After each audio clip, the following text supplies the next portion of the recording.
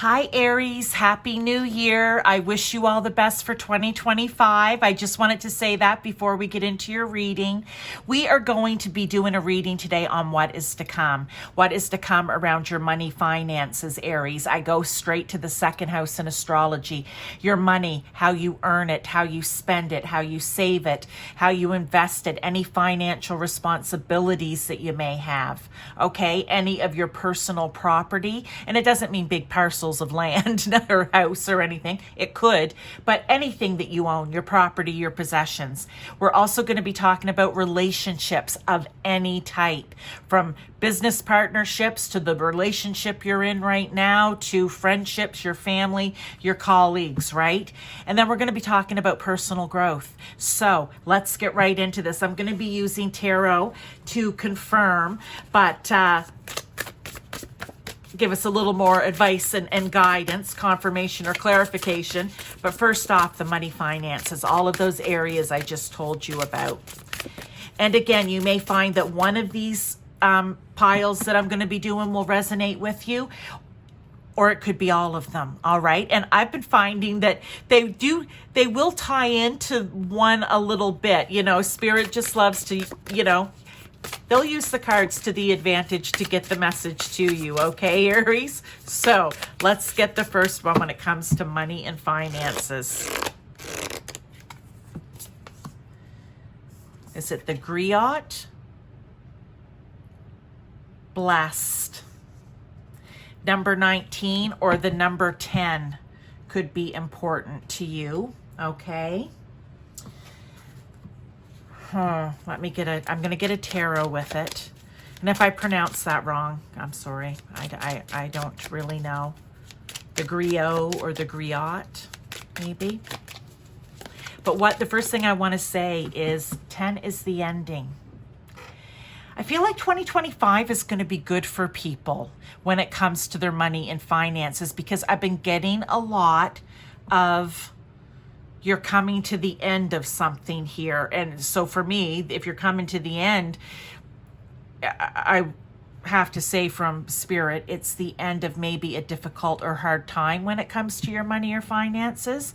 You're finally going to receive, look at the sun here, some blessings, easier times, right? Look at that, the 9 of Cups. Love it. That's almost to the 10 right there, but and the 10 is becoming emotionally fulfilled, feeling good about it. The other thing I want to say is maybe somehow what helps you out with this is using your creativity or any intuitive hits that you get around money, right? Whether, again, it's your earned income, how you spend it, make it, invest it, your personal property and possessions. Something's going to work out for you here, okay? A blessing's going to be coming in. You're going to feel emotionally good about it finally. Yeah. You're just going to be feeling good about it when it comes to your money and finances. Let me see, what else do they have? I'm just going to say this could be a one-off for someone, but I don't know if this is a musical instrument or what that is exactly. I'm going to have to look this up because there's something here about this word I can't pronounce. Is that the musical instrument? I don't know.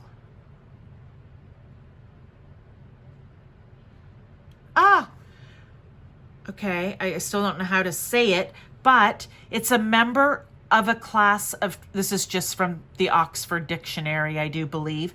Oh, and let me hear the pronunciation. Griot, okay. A member of a class of traveling poets, musicians, and storytellers, because I thought it was a musical instrument, who maintain a tradition of oral history in parts of West Africa.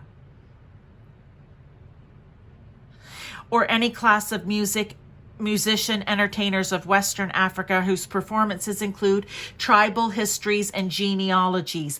Okay, because what I was drawn to the instrument, and what I wanted to say was, I feel that somehow if you have music in your life in the sense of you play an instrument, you write music, whatever it is, it's somehow going to bring the blessings in when it comes to your money and finances, okay?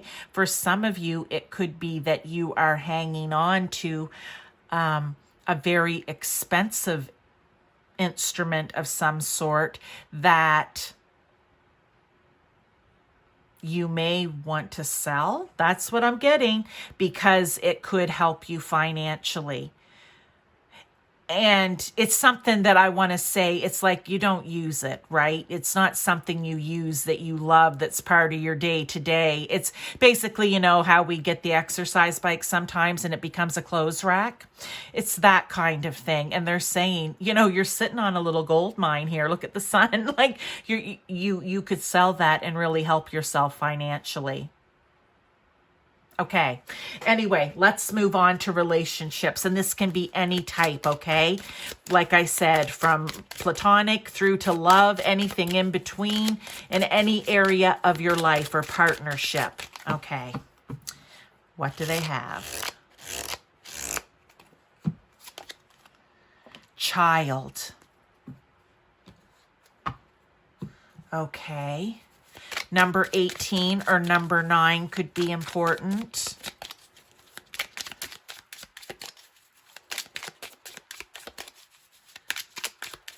Could this be a relationship that you have with one of your children? Again, we're seeing a lot of 9s here, like or 9s and 10s basically, which are coming to the end, right? Whether it's laying burdens down or good things happening for you. So I feel with the 9, something good is happening with you when it comes to a child. Let me get this card. Okay. Maybe for some of you, you have been working on, because this is all about cultivating, working on, taking care of. Think of it as of Pentacles, which could go back to your money, but also, and that's what's been happening, is some of the readings, a card will come out and it's like, okay, you've been working on something and it's going to pay out for you here. But also, just in this, I often think of it like a fruit tree. I often think of apple trees or a garden, right? You plant it, you plant those seeds, you nurture, you take care of it, you water it, you talk to it, you watch it grow until it, you know, comes to fruition like an apple tree. The fruit is there, right? I feel like somehow here, Aries, you may be working on maybe a relationship with a child, or you are very invested in raising good little human beings, okay? You're putting your all into it, okay? I feel like that could be a message, and that's a message from Spirit, because I'm even just grinning with, and I just feel happy, and they're like, good job, okay? I feel like someone needed to hear that. But yeah, that's what I feel, that somewhere along the line here, and for some of you, if you don't have children, it could just be a very important, very close relationship. Maybe you're a mentor to someone. Maybe you are the leader. Maybe you're a manager in an office or a team lead, anywhere, maybe in a warehouse, whatever it is, you know, it's like you're in a parental type of position, you know, where, you know, you're kind of the head, like parents are the head of a family. And you take care and nurture and show kindness and compassion and teach those that you care for. You know, what's popping into my head, and I'm not sure why, but it's like a fire chief, right? He takes care of his crew. Okay, I'm going to leave that there. Let's go on to personal growth. Okay, what do we need to know? And I'm loving these cards. I don't use them a lot, but when I was going to do this what is to come spread, I thought, oh, these are the perfect cards for personal growth because they have the light and shadow attribute. So the way to be, the way not to be, sort of, right? What it is that you're good at, that you need to keep doing, and or however it may come out, and what you may need to work on. Okay, so it looks like she's on a boat with a heart. I call them lifesavers, right? The rescuer, light attribute, provides strength and support to others in crisis, acts out of love with no expectation of reward. So if you're already like this, again, good job. Keep it up, okay? Maybe you need to bring a little more of this into your life, being a little more supportive to others. Again, see how that's tying back? Because this is a supportive role, right? So continue on. Try to do more of it. Act out of love with no expectation of reward. So you don't give love just to get love back. You give it because you want to. And here's the other thing. If you're giving love to someone or something and it's not giving anything back to you or helping you in any area of your life, you may want to stop giving the love to that. Just saying. Now, shadow attributes assumes that the rescued will reciprocate. Exactly. Keeps the rescued one needy. Yeah. It's like you given everything from you, okay? And you're getting nothing again in return. They don't want you to expect to get something in return, okay? What they're saying is, if no one is reciprocating, okay, then you may want to stop giving so much of it to someone. Like, I don't want it to be confused because it almost sounds contradictory, but I think you understand what I'm saying here. Okay. Two came out. Okay. We're going to take both of them then. We have, look, the relationships in your life, okay, should be celebrated. So if this is you giving support to other people, celebrating with other people, right? This is you celebrating and you're like, look, I'm celebrating with you or celebrating you. I don't expect anything in return. Okay. So I love the way that card came out in the Ace of Wands.